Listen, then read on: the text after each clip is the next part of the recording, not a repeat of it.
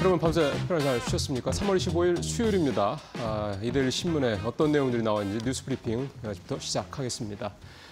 오늘 이데일리 신문 톱 기사는 정의선 31조 배팅 트럼프 관세 뚫었다. 이 제목이야 좀 차이가 좀 있습니다만 현대차 그룹의 어제 이 미국 대규모 투자 계획이 오늘 사실은 거의 대부분의 신문 일면에 탑 기사든 세컨 탑 기사든 이렇게 올라와 있을 정도입니다. 그러니까 굉장히 중요하다라고 지금 국내 언론에서 좀 보는 거다라고 보는 건데요.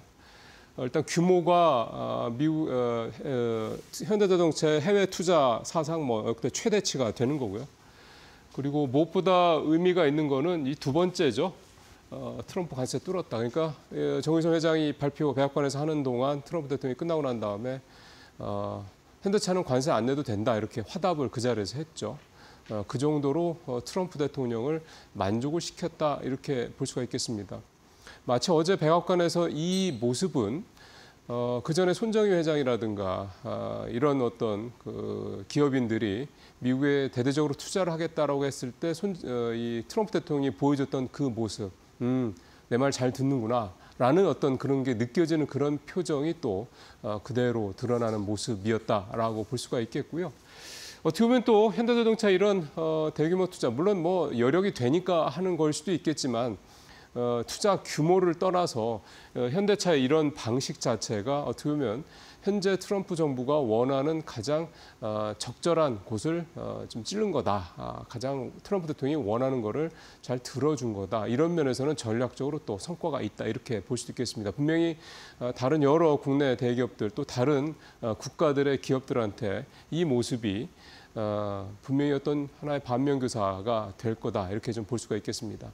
현대자동차가 미국에 어떤 식으로 투자할 거라는 내용은 어제 이미 충분히 다 얘기가 돼서 잘 아실 거고요. 좀 화면에도 나옵니다만 규모 이제 210억 달러고 이제 무엇보다 중요한 거는 이제 왼쪽에 투자 계획에 쭉 보면 규모도 규모입니다만 생산만 하겠다라는 게 아니라 부품, 물류, 심지어는 제철소까지 현대제철이 8조 원 넘게 들여서 지어서 이제 직접 철강 제품까지 다 한꺼번에 소위 말하는 일관 시스템으로 공급하겠다. 저게 이제 사실은 조금 더 의미가 있다라고 봐야 될 것 같고요. 밑에 있는 미래 산업 부분에 대한 투자 규모도 이게 그냥 갖다 구색 맞추기식이 아니라 전체의 한 3분의 1 가까이 되니까 상당히 의미가 있습니다. 그러니까 어제도 말씀드렸지만 보스턴 다이내믹스 같은 이런 로봇 쪽에 이미 현대자동차가 좀 깊숙이 들어가 있는 상황이고 또 기술력을 글로벌하게 갖고 있는 상황이기 때문에 기존에 갖고 있는 부분들, 그다음에 현대차가 또 갖고 있는 원래 생산 능력들, 그다음에 현대차의 이 부품 라인들, 그러니까 협력업체들인 거죠. 그 생태계죠. 현대차 생태계 이런 부분들을 총 집어넣고 이거를 이제 소위 말하는 이 소프트웨어 모빌리티죠. SDV라든가 또는 이제 우주로 나르는 항공 모빌리티까지 다 이제 미국에서 하나하나 선을 보이겠다 이런 야심찬 전략이라고 볼 수가 있겠습니다. 다만 하나 여기서 좀 짚어보고 넘어갈 거는 뭐냐면요. 지금 이번에 이제 대규모 투자를 통해서 현대차는 기존에 있던 생산 체제에 더해서 이번 추가 투자를 통해서 미국에서 연간 한 120만 대를 생산하겠다는 계획을 내놓은 거거든요.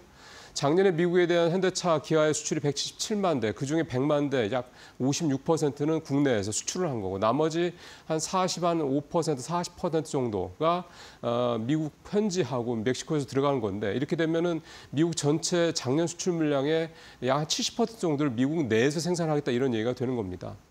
어떤 형태는 되게 이제 거창하고요. 중요한 거는 이렇게 120만 대, 예를 들어서 120만 대를 생산했을 때 이제 이 물량들이 상당 부분 미국에서 팔릴 수 있느냐에 대한 부분들이 있을 거고요. 이제 그만큼 현대차가 제품 경쟁력, 가격 경쟁력들을 만들어내야 된다라는 거고, 또 하나는 이 부분들이 만약에 그렇지 않았을 경우에 과연 현대차에 대안은 뭐가 있을 것이냐. 이런 부분들에 대한 플랜 B도 분명히 있어야 될 거다. 아마 있을 거라고 생각합니다만 그런 부분들에 대한 일종의 이제 의구심도 있다라는 부분이고요.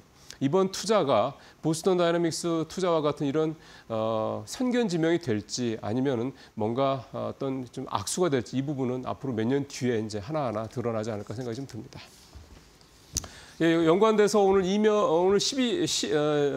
산업면에 있는 전기차 얘기를 좀 가져왔는데요. 지난 1월과 2월에 유럽과 미국에서 전기차 판매가 전년 대비 한 30~40%씩 늘어났다는 얘기는 이미 좀 전해 들으셨을 거고요. 국내에서도 올 1, 2월에 전기차 판매가 1년 새 3배 이상 좀 크게 늘어났습니다. 작년에 좀 부진했던 영향도 있긴 합니다만 어쨌든 크게 늘고 있는데 표를 보시면 기아의 EV3가 굉장히 많이 팔렸습니다. 2,700대 가까이, 근 3,000대 가까이 팔린 게 눈에 띄고 역시 테슬라 모델 Y 2,000대 넘게 팔렸고 현대차 아이오닉 5도 1,500대가 넘게 팔렸고 전체적으로 작은 차들보다는 큰 차들이 좀 많이 팔리는 그런 모습들이 좀 나타났고요. 이렇게 전기차가 올 1, 2월에 많이 팔렸던 이유는 일단 정부의 보조금이 한 달 먼저 예전보다 한 달 먼저 이제 확정이 됐다는 측면도 있고 그다음에 이제 아무래도 이게 새로 나온 차가 기존 차보다 비싸기 마련인데 신차들이 기존 차보다도 가격은 좀 저렴하면서 성능이 훨씬 좋아진 거죠. 이런 부분의 영향도 좀 있다 이렇게 좀 볼 수가 있겠습니다. 다만 이제 전기차 보조금 자체가 이제 작년보다 한 70만 원도 줄어서 한 580만 원 정도 평균 그렇더라고요. 좀 줄어든 것도 있어서 결국은 지금 전기차 캐즘 때문에 상당히 어려움을 겪고 있는 국내 2차 전지 업계 전반에 힘을 좀 실어주기 위해서라도 보조금 문제는 조금 더 적극적으로 정부가 좀 들어갈 필요가 있지 않느냐. 그리고 2차 전지 전체 생태계를 살리기 위한 대책도 지원 대책도 좀 빨리 나와줘야 되겠다라는 생각이 좀 듭니다.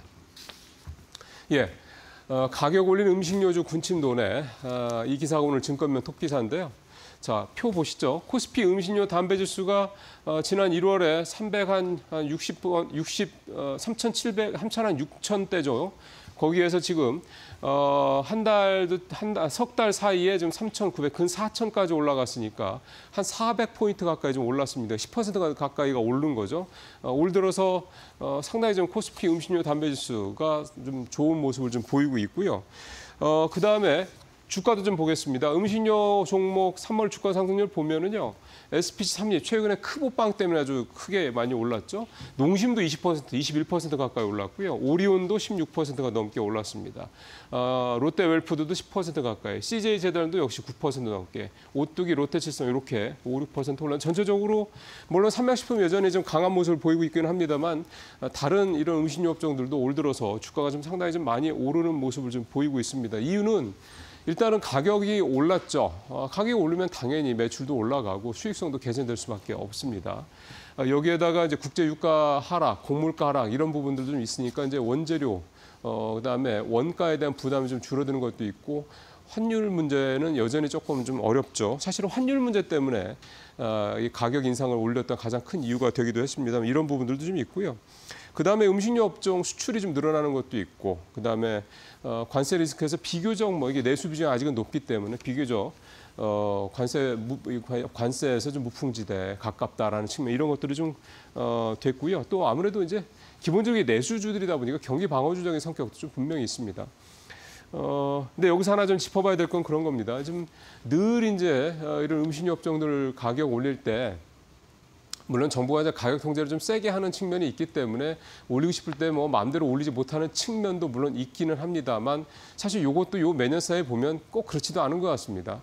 어쨌든 가격을 좀 올렸는데 가격 올린 거에 대한 가격 인상에 대한 얘기가 늘 나오는 건 이제 원재료 가격 상승, 그다음에 고환율 뭐 이런 얘기를 합니다. 원재료 가격이라는 건 이제 유가나 이런 것 때문에 전반적으로 오는 것도 있겠지만은 수입 물가가 오르는 것도 있겠습니다만 환율도 있고요. 또 하나는 이제 곡물가가 많이 올랐을 때 보통 이렇게들 많이 하는데 사실은 올 들어서 곡물 가격은 좀 계속 안정세거든요. 하향 안정세입니다. 밀가루 같은 경우는 많이 떨어졌고요. 또 이제 우크라이나 전쟁 곧 종전될 가능성이 높은데 이렇게 되면 그동안에 이제 국제시장에 좀 이제 약간 배제가 됐었던 우크라이나산 이제 곡물, 그 다음에 이제 러시아산 곡물, 뭐 밀가루나 이제 이런 것들이 대부분입니다만 이게 이제 좀 더 공급량이 늘어날 수 있죠. 그럼 가격이 당연히 더 떨어질 수가 있는 겁니다. 곡물 가격은 그런 부분도 이제 미리 작용이 되니까 이제 그런 거 생각하면은 좀 너무 선제적으로 오는 게 아니냐라는 생각을 충분히 해볼 수가 있겠습니다. 그러다 보니까 결국은 그동안에 이 음식료 업종들이 주가가 작년에 좀 부진했지 않습니까? 그러니까 가격을 올려서